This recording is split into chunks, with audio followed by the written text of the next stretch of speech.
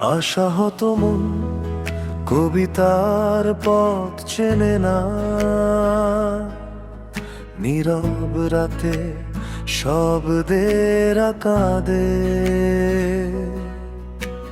ভাঙা স্বপ্নের ধুলো মেখে চাঁদের আলো ফিকে লাগে।